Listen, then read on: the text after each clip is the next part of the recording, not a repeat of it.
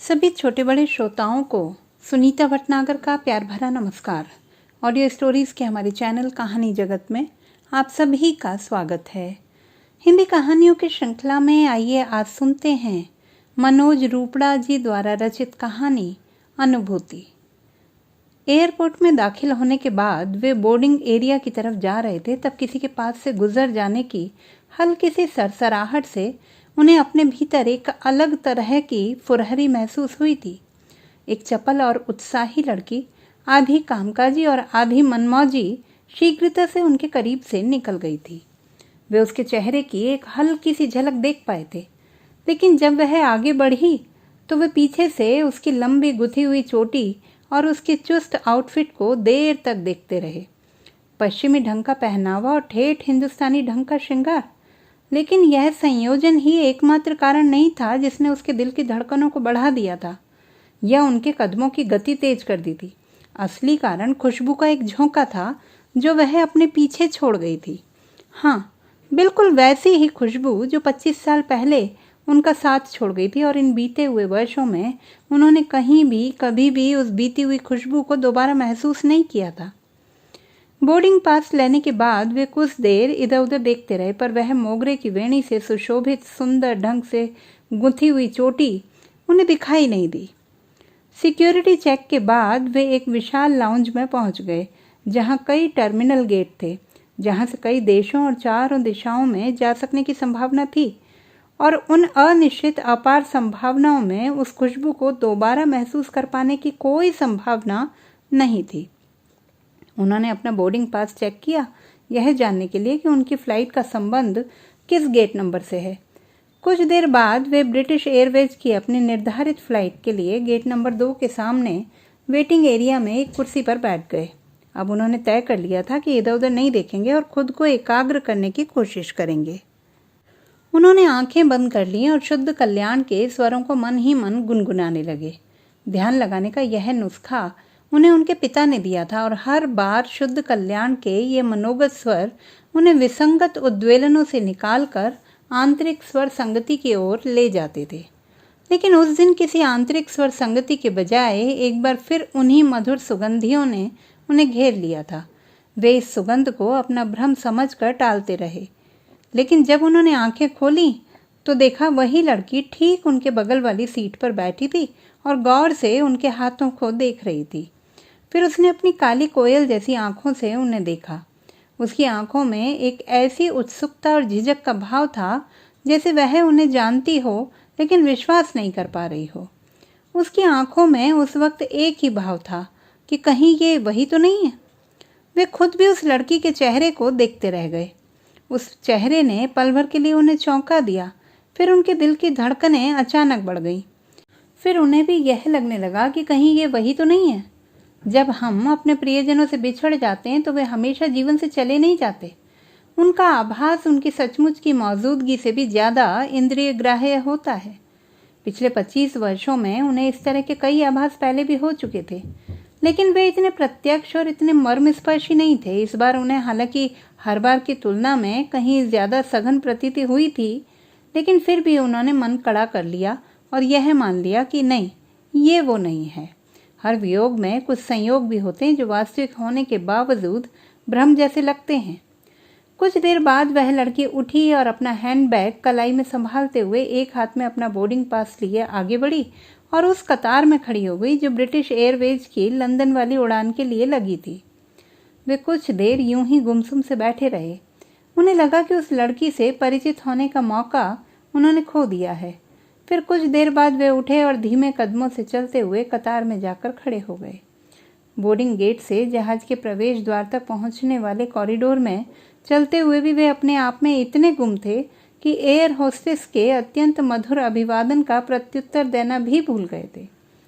वे seat number B42 के पास रुके और अपनी सीट पर बैठने के लिए कुछ नीचे झुके तो सीट नंबर B41 पर उन्हें वही लड़की दिखाई दी, और इस बार वे अपने चेहरे पर खुशी और आश्चर्य के भाव को लाने से रोक नहीं पाए। लड़की ने उन्हें पहले ही देख लिया था। उस वक्त हालांकि लड़की का चेहरा उनकी तरफ नहीं था, लेकिन उसके चेहरे पर भी हल्की सी मुस्कुराहट थी, और यह मुस्कुराहट भी इस संयोग से उपजे सुखद आश्चर्य के बाद ही उसके चेहरे पर आई थी। दोनों को यह उम्मीद नहीं थी कि उन्हें आसपास की सीटें मिलेंगी। संयोग अपना काम कर चुका था और कुछ भूली बिसरी चीज़ों ने मिलकर एक नए ताने बाने की शुरुआत कर दी थी। हालांकि दोनों ये नहीं जानते थे कि उनके अनुमान सिर्फ किसी खुशफहमी पर आधारित हैं या उसका कोई सूत्र उनके जीवन के किसी पहलू से भी जुड़ा है। फिर भी दोनों को यह महसूस हो रहा था कि उनके बीच कुछ तरंगित और स्पंदित हो रहा है। अपनी सीट पर बैठने से पहले उन्होंने अपने कुर्ते की जेब से रुमाल निकालकर माथे पर उभर आई पसीने की बूंदों को पोंछा और रुमाल वापस जेब में रखते हुए बैठ गए। कुछ देर गहरी सांसें लेते हुए वे खुद को शांत बनाए रखने की कोशिश करते रहे, लेकिन उनकी ऊहापोह बढ़ती चली गई। वे बार बार खिड़की से बाहर का दृश्य देखने के बहाने हल्की सी नज़र उस लड़की पर डाल रहे थे। वे बार बार बेवजह कभी अपना कान तो कभी नाक खुजा रहे थे। बीच बीच में उंगलियां चटकाना और हल्की खांसी के साथ गला साफ करना भी जारी था। लड़की भी उनकी इस असहजता के सूक्ष्म कारणों को समझ रही थी, लेकिन वह विचलित होने के बजाय मंद मंद मुस्कुराते हुए खिड़की से बाहर देख रही थी। कुछ देर बाद जहाज के पहिए रनवे पर आगे बढ़े। फिर पहियों की धड़धड़ाती आवाज़ और इंजन के कर्कश घर्षण और कंपन के साथ जहाज ने रफ्तार पकड़ी और टेक ऑफ के कुछ ध्यान बटाने वाले क्षणों के बाद फिर से खामोशी छा गई। वातावरण में अब स्थिरता और इत्मीनान आने लगा था। अब लड़की ने मन ही मन सोचा। उसे लगा कि अब ज़्यादा देर तक टालना ठीक नहीं होगा, उसे कुछ न कुछ कहना ही होगा। लेकिन शुरुआत कैसे की जाए? उसे कोई सूत्र नहीं मिल रहा था। वह भी ऊहापोह में पड़ गई। वह बहुत तेज़ी से नई नई तरकीबें सोच रही थी। फिर उसने बड़े अर्थपूर्ण ढंग से सिर हिलाया, जैसे उसे सबसे अच्छी तरकीब सूझ गई हो। उसके चेहरे पर शरारती मुस्कुराहट उभर आई और उसने अपने हैंडबैग से अपना लैपटॉप निकाल लिया। लैपटॉप ऑन करने के बाद उसने एक फ़ोल्डर ओपन किया। म्यूज़िकल मेमोरीज़ शीर्षक के नीचे जो लंबी सूची थी उस पर एक एरो नीचे की ओर सरकता है और मेमोरेबल इवनिंग ऑफ इलाहाबाद अगस्त 1991 पर क्लिक करता है। अगले ही पल लैपटॉप के स्पीकर से जो पहला स्वर सुनाई दिया वह तानपुरे का स्वर था, बिल्कुल वैसा ही जैसा किसी भी तानपुरे का हो सकता था। लेकिन लड़की के पास बैठे उसके सहयात्री के कानों में वह स्वर एक विशेष सूक्ष्म संकेत और अलग तरह की संवेदना के साथ तरंगित हुआ। उन्होंने अपनी आंखें खोलीं और बहुत ध्यान से उन स्वरों को सुनने के लिए अपना बायां कान आगे बढ़ाया और कुछ ही पलों में उन्हें विश्वास हो गया कि तानपुरे के ये स्वर सिर्फ अनामिका की उंगलियों से ही सृजित हो सकते हैं। तानपुरा मिलाए जाने के बाद सितार की पहली झनकार ने ही उनकी समस्त इंद्रियों को सचेत कर दिया। फिर सितार के स्वर विलंबित लय में उत्तरोत्तर झंकृत होने लगे और साफ साफ समझ में आ गया कि यह उन्हीं का बजाया हुआ राग यमन है जो उन्होंने आज से 25 साल पहले इलाहाबाद के कार्यक्रम में बजाया था। उस दिन के बाद उन्होंने यह राग क्यों नहीं बजाया? और उस दिन वे इस राग को बजाते बजाते जब द्रुत लय में पहुंचे थे तब उनकी और अनामिका की आंखों से आंसू क्यों निकल आए थे? लैपटॉप पर चल रही उस धुन ने अब विलंबित लय को पार कर ही लिया था और मध्य लय के कुछ अंश भी ध्वनित हो चुके थे। अगले मोड़ पर आने वाले अंशों को याद करते हुए उन्हें यह भी याद आने लगा कि उस दिन मध्य लय के स्वरों की ओर अपने सितारों को तानपुरे के लिए कितने निजी ढंग से संयोजित किया था और उन्होंने उस शाम की प्रस्तुति के लिए अपने मानस में जो फ्रेम बनाया था उसे प्रतिष्ठित और स्थापित करने में किस रागदारी के किस अंग ने उनकी मदद की थी और कैसे तानपुरे ने उस फ्रेम को आत्मसात कर लिया था। उस राग प्रबंध में कुछ खाली जगह भी छोड़ी गई थी किसी खास पूर्ति के लिए और तानपुरे ने उन खाली जगहों को पूरी रचनात्मक और भावनात्मक आवृत्तियों से भर दिया था। सिर्फ लय की आवृत्तियों का पूरक बनकर नहीं, बल्कि सितार बजाने वाले की आत्मा की वेवलेंथ पर खुद को ट्यून करते हुए। यह ट्यूनिंग एक आत्म संवाद भी थी और परस्पर मौन संवाद भी। इसमें हमेशा के लिए दो आत्माएं समाविष्ट हो गई थी क्योंकि वे हमेशा के लिए एक दूसरे से दूर होने वाले थे। यह उनकी आखिरी मुलाकात और आखिरी संगत थी। कुछ दिनों बाद अनामिका का विवाह किसी और के साथ हो गया और उसके बाद उन्होंने कभी यमन नहीं बजाया था। वे दूसरे अनेक रागों को योजनाबद्ध तरीके से बजाते रहे। उनकी स्वर योजनाएं नए नए रूपाकारों में ढलती रहीं। उनकी निजी संगीत क्षमता ने संगीत जगत में अपनी गहरी छाप छोड़ दी थी, लेकिन विरह की जो छाप उनके अंदर पड़ गई थी वह कभी किसी जगत में उजागर नहीं हुई। लैपटॉप में डाउनलोड किया गया उनका उस दिन का वादन अब द्रुत लय में आ गया था। फिर बीच बीच में वे छोड़ी गई खाली जगहें भी आईं जहां तानपुरे ने उनके द्रुत और संतप्त स्वरों को संभाल कर एक भाव विह्वल अनुभव में बदल दिया था। कुछ देर बाद सितार और तानपुरे का स्वर सम पर आकर शांत हो गया। लड़की ने हाथ बढ़ाकर अपनी उंगली से कर्सर को स्पर्श किया और कुछ देर बाद उसने एक और फोल्डर ओपन किया। एक एल्बम पर एरो रुका रहा। फिर एक क्लिक के साथ स्क्रीन पर कई फोटोग्राफ्स उभर आए। उसने एक फ़ोटो को एनलार्ज किया और लैपटॉप की स्क्रीन को दाईं तरफ घुमा दिया ताकि सीट नंबर B42 के यात्री को वह चित्र अच्छी तरह दिखाई दे। यह इलाहाबाद में दिए गए उसी कार्यक्रम की तस्वीर थी जब उन्होंने अनामिका के साथ मंच पर अंतिम प्रस्तुति दी थी। कुछ देर तक वे उस तस्वीर को देखते रहे, फिर अपना चेहरा लड़की की तरफ घुमाया। लड़की की निगाहों से अब पहली बार उन्होंने निगाहें मिलाई थीं। उसकी आंखें किसी अनजानी सी खुशी से प्रदीप्त थीं, कपोल अनुराग की लालिमा से रंगे हुए थे। कुछ देर दोनों एक दूसरे को देखते रहे, फिर लड़की ने संकोच भरी मुस्कुराहट के साथ पूछा, मैंने आपको डिस्टर्ब तो नहीं किया? वे कुछ देर सिर झुकाए बैठे रहे, फिर हाँ में सिर हिलाते हुए मुस्कुराए। हाँ, तुमने मुझे डिस्टर्ब कर दिया। सॉरी, दरअसल मैं सॉरी कहने की ज़रूरत नहीं है अनु, ये तो बहुत ही क्रिएटिव और ग्रेसफुल डिस्टर्बेंस है। अरे, आपको मेरा नाम भी मालूम है? तुम अनामिका जी की बेटी हो, इसलिए तुम्हारा नाम अनु के अलावा कुछ हो ही नहीं सकता। तो आप मुझे पहचान गए। कैसे नहीं पहचान पाता, तुम बिल्कुल अपनी माँ पर गई हो। लड़की के चेहरे पर इस बार जो भावपूर्ण मुस्कुराहट आई उसमें अपनी माँ की प्रशंसा का आभार था। कैसे हैं तुम्हारे मम्मी पापा? जी सब ठीक हैं, लेकिन शब्द के उच्चारण के साथ ही अनु के होंठ के दाहिने हिस्से में एक अशुभ वक्रता उभर आई। वे कुछ देर तक अनु को देखते रहे, लेकिन इस लेकिन से उनके माथे पर भी बल पड़ गए थे। उनकी चिंता और दुख से भरी निगाहों से बचने के लिए अनु ने मुंह फेर लिया और खिड़की के बाहर फैले अंधकार को देखने लगी थी। कुछ पल यूं ही बीत गए, फिर उनका चेहरा भी नीचे झुक गया। उन्हें समझ में आ गया कि अब एक और नई धुन की शुरुआत होने जा रही है। कुछ पुरानी चीज़ों की पुनरावृत्तियों का चक्र पूरा हो गया है। उसका सपुंजन धीरे धीरे पिघल रहा है। सब कुछ गहन खामोशी में डूब रहा है। संयोग से मिल गए उन सहयात्रियों के अंतर्मन में उस वक्त जो कुछ भी चल रहा था वह अलग अलग होते हुए भी अंतर्गुम्फित था। बहुत से अटपटे सूत्र, बहुत सी बिसरा दी गई स्मृतियाँ, एक दूसरे से जुड़ी भावनाएं जो सांसारिक नियमों के हाथों अलगा दी गई थीं। अधूरी और अतृप्त कामनाएं और जीवन राग से उत्पन्न वे भटकते स्वर जो किसी सरगम में नहीं ढल पाए।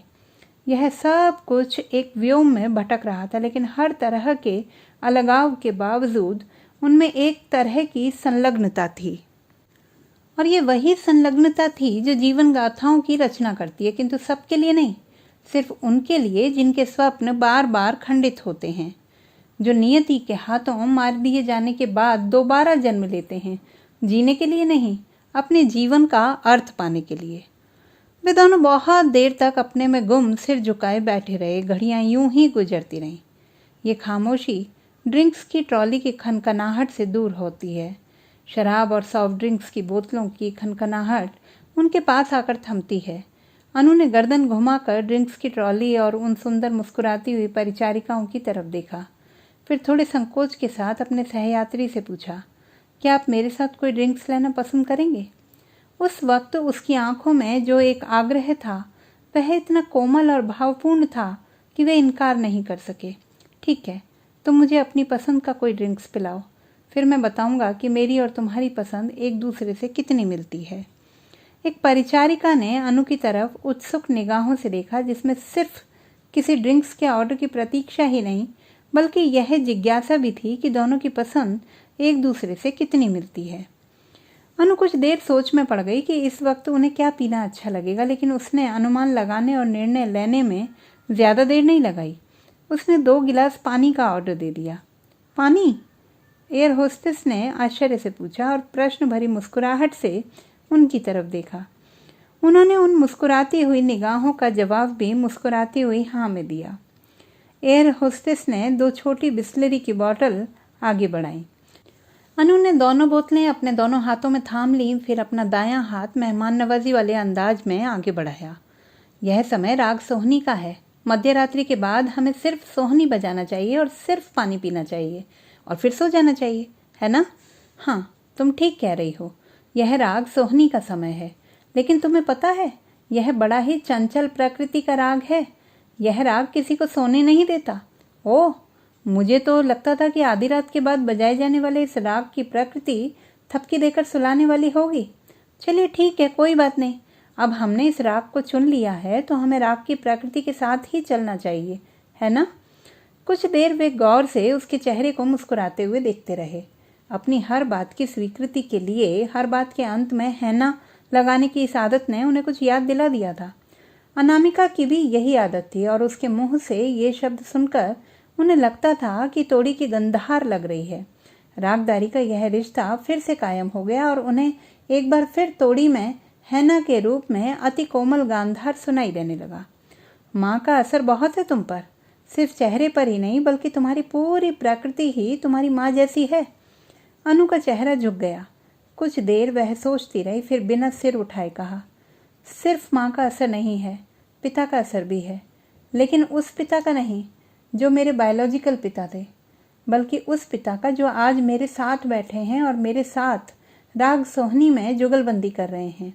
अपनी बात पूरी करने के बाद अनु ने सिर उठाया और उनकी आंखों में आंखें डाल दी। उन्हें यह जरा भी अंदाजा नहीं था कि यह लड़की इतनी जल्दी बिना किसी हिचक के एक अत्यंत गोपनीय और उतने ही नाजुक सत्य को सामने ले आएगी।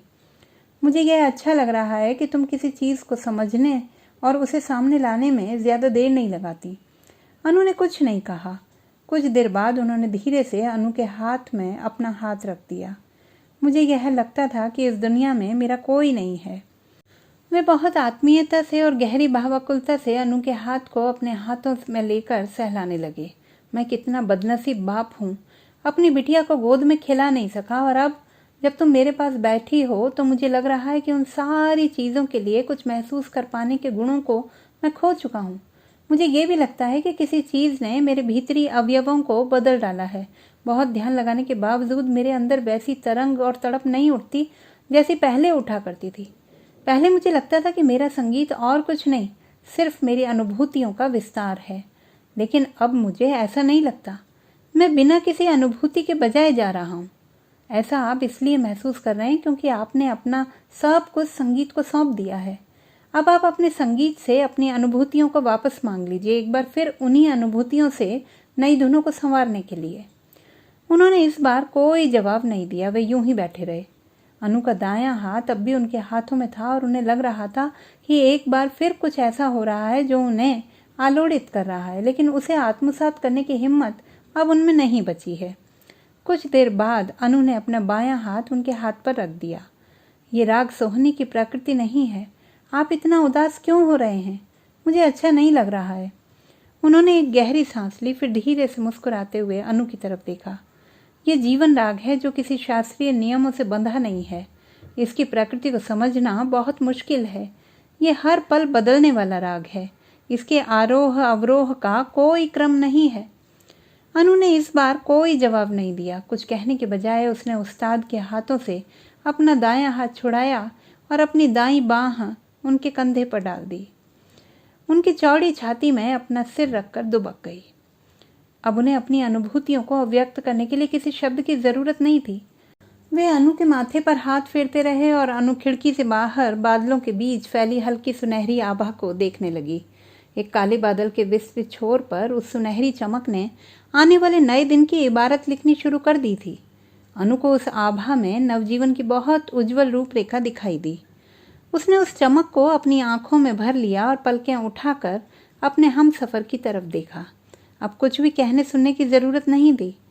फ्लाइट जब लैंड हुई तो वे हवाई जहाज़ से बाहर आकर ऐसे हाथ में हाथ डाले चलने लगे कि कोई भी उनकी उस वक्त की अंतरंगता को देखकर यह नहीं सोच सकता था कि सिर्फ 12 घंटे पहले वे पहली बार मिले थे और इससे पहले उन्होंने एक दूसरे को कभी देखा भी नहीं था। अनु इवेंट मैनेजमेंट के क्षेत्र में थी। जिस कंपनी में वह काम करती थी वह कंपनी राष्ट्रीय और अंतर्राष्ट्रीय मंचीय कलाओं के आयोजन और नियोजन का काम करती थी। पहले इस तरह के काम विभिन्न देशों के संस्कृति विभागों के हाथों में थे, लेकिन उनके बीच ना तो आपस में कोई तालमेल था और न ही वे इतने प्रोफेशनल थे कि इस तरह के आयोजनों को कोई व्यावसायिक रूप दे पाते। कलाकारों और आयोजकों के बीच यह जो एक बड़ा गैप था, उस गैप को कैप्चर करने के लिए कंपनी ने पूरा जोर लगा दिया और कुछ ही सालों में वह विभिन्न देशों के स्टेज आर्टिस्ट को अपने अपने ब्रांड के नीचे एसोसिएट करने में कामयाब हो गई। यूनिवर्सल स्टेज नाम का यह ब्रांड अब ऊंची कीमत पर कलाकारों को खरीदता है और कई गुना ज़्यादा कीमत पर उसे बेचता है। इस बार उसकी कंपनी ने उसे लंदन और वियना की ट्रिप पर भेजा था। इन दोनों कार्यक्रमों में कुछ अन्य प्रस्तुतियों के साथ उस्ताद सुजॉय बेडिया के सितार वादन का कार्यक्रम भी शामिल किया गया था। इस कार्यक्रम में वे भी शामिल हैं, यह बात अनु को मालूम नहीं थी। दरअसल उसे कंपनी से जो आइटनरी मिली थी उसमें सिर्फ यात्रा कार्यक्रम और यात्री संख्या का विवरण था। आयोजन की रूपरेखा और उसकी फाइनल डिज़ाइन उसे मेल से मिलने वाली थी। अब वे एक ही कार्यक्रम के भागीदार थे। भागीदारी के इस सुखद संयोग ने उन दोनों को इतना रोमांचित और उत्फुल्ल कर दिया था कि वे बच्चों जैसे उत्साह से भर गए थे। अब वे एक पल के लिए भी एक दूसरे से अलग नहीं होना चाहते थे। होटल में फ्रेश होने के बाद डाइनिंग हॉल में दोनों ने एक साथ ब्रेकफास्ट लिया और अपने अपने काम के सिलसिले में व्यस्त हो गए। हालांकि दोनों के काम अलग अलग थे, लेकिन उनके सूत्र आपस में जुड़े हुए थे। एक को अपनी प्रस्तुति देनी थी और दूसरे को उस प्रस्तुतिकरण को सुसज्जित और व्यवस्थित करना था। दूसरे दिन शाम को जब वे रॉयल अल्बर्ट हॉल पहुंचे तो स्वागत द्वार पर अनु ने एक गुलदस्ता देकर उनका स्वागत किया और धीरे से उनके कानों में कहा, मंच पर जाने से पहले आपको मेरा एक काम देखना पड़ेगा, आइए इधर आइए। अनु बहुत उत्साहित थी। वह उनका हाथ थाम कर लाउंज में उस तरफ बढ़ी जहां दो प्रवेश द्वारों के बीच एक गोलाकार भीड़ खड़ी थी। जब वे उस तरफ बढ़ रहे थे तो कुछ लोगों ने सम्मानपूर्वक पीछे हटते हुए उन्हें जगह दे दी। जब वे वहां पहुंचे तो आश्चर्य और खुशी से उनकी आंखें खुली रह गईं। उनके ठीक सामने जमीन पर लगभग 15 बाई 15 वर्ग फुट लंबी चौड़ी एक रंगोली चित्रित की गई थी। इस रंगोली में इलाहाबाद के उसी कार्यक्रम के फोटोग्राफ को चित्रित किया गया था, उनका और अनामिका का आदमकद पोर्ट्रेट। वे आंखें बंद किए हुए सितार बजा रहे हैं और अनामिका तानपुरा बजाते हुए उन्हें देख रही हैं। उन दोनों के अलावा उस कार्यक्रम में साथ देने वाले हारमोनियम और तबला वादकों तथा सभी कलाकारों के वाद्य यंत्रों का चित्रण भी इतना सजीव और स्वाभाविक था और रंगों का समायोजन भी इतना वास्तविक था कि ये लग ही नहीं रहा था कि यह रंगोली है। फोटोग्राफ के इस हूबहूपन को रंगोली के फॉर्म में ढालने में अनु ने जिस दक्षता का परिचय दिया था उससे वे इतने प्रभावित हो गए कि उन्होंने अनु को आलिंगन में ले लिया और उसके माथे को एक प्रगाढ़ चुंबन से अलंकृत कर दिया। अनु की इस कला से सिर्फ वे ही प्रभावित नहीं हुए थे, बल्कि संगीत सुनने आए श्रोता भी सिर्फ दर्शक बनकर रह गए थे। वे सब इस संयोजन से अभिभूत थे और अपलक इस कलाकृति को निहार रहे थे।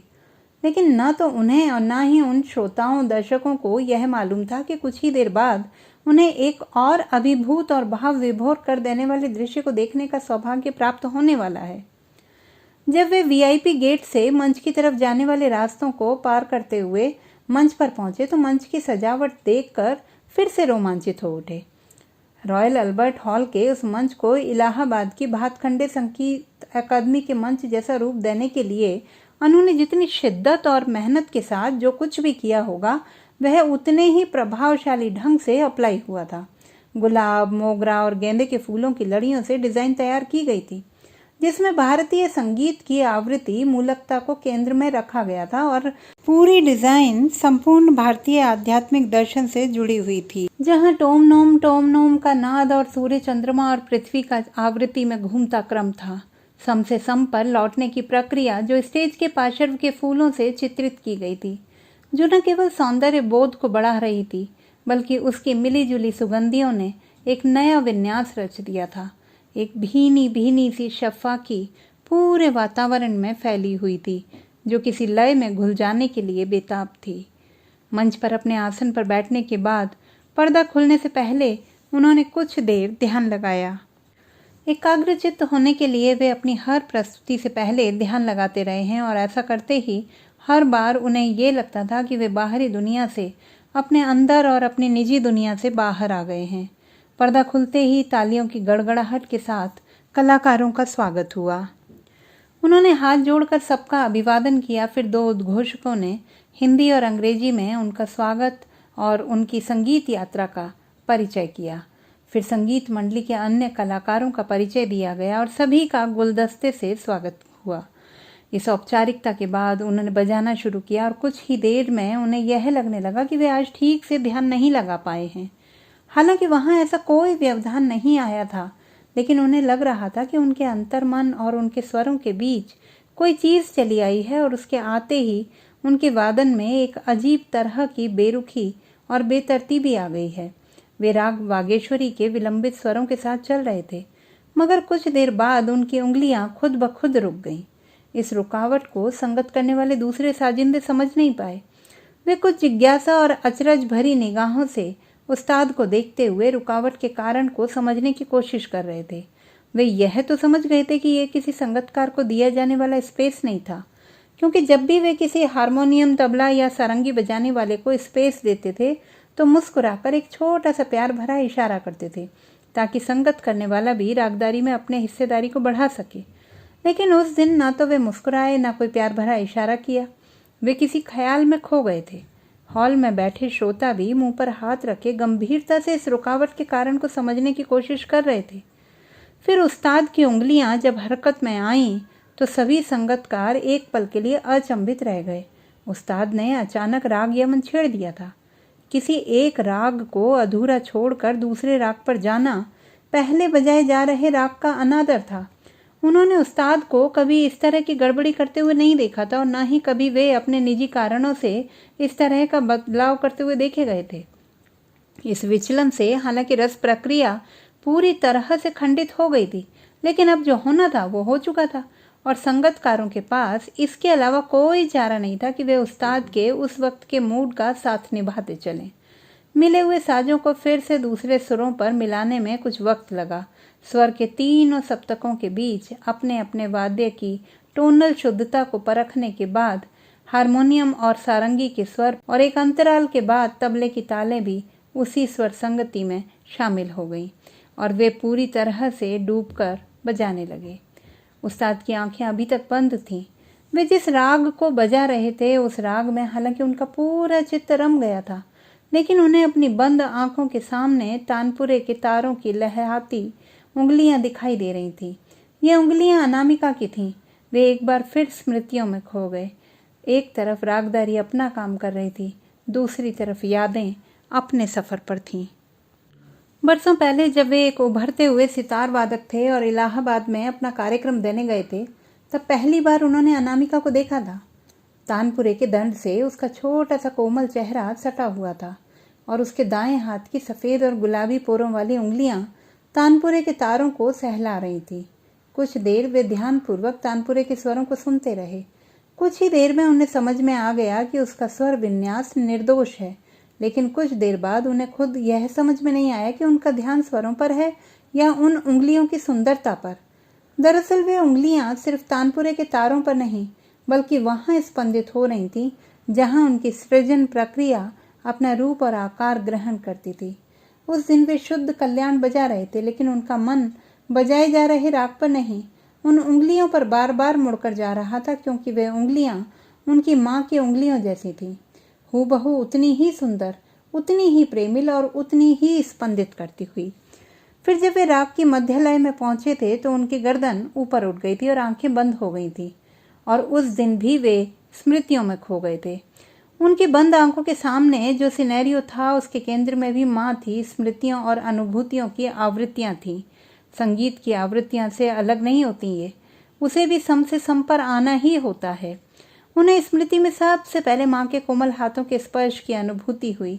वे हाथ जो उनके चेहरे को एक दायरे में घेर लेते थे, माँ की वे आंखें जो उनकी आंखों को निहारते समय कहीं खो जाती थीं, जैसे वह सिर्फ उनकी आंखों को नहीं बल्कि आंखों के पार कुछ और देख रही हूँ। माँ की तर्जनी जिसे थाम कर उन्होंने चलना सीखा था, यही वह उंगली थी जिसने उन्हें चलना सिखाया था। यही वह उंगली थी जिसके स्पंदन से प्रेम और सृजन की गंगा यमुना बहती थी। और इसी उंगली पर एक दिन माँ ने कपड़े की काली पट्टी बांध दी थी। यह काली पट्टी सुदीप बंदोपाध्याय के असमय देहांत के शोक और इस दुनिया की हृदयहीनता के खिलाफ प्रतिरोध को दर्शाने के लिए बांधी गई थी। इसी हृदयहीनता के कारण सुदीप ने अपनी अंतिम इच्छा जाहिर की थी कि उनके शव को सफ़ेद नहीं काला कफन उड़ाया जाए। माँ ने उनकी अंतिम इच्छा पूरी की थी और उसी काले कफन की एक पट्टी फाड़कर अपनी तर्जनी पर बांध ली थी। शोक और प्रतिरोध कभी एक दूसरे के पूरक नहीं होते, लेकिन माँ के जीवन के अब यही दो स्थायी भाव थे।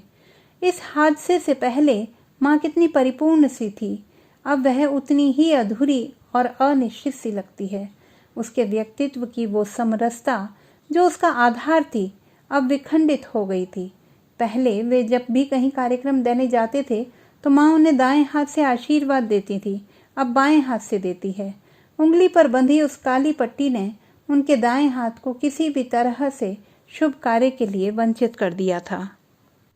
दोस्तों, हमारी इस कहानी का शेष भाग सुनने के लिए बने रहिए कहानी जगत के साथ। चैनल को सब्सक्राइब करें, लाइक करें और मित्रों के साथ शेयर करें।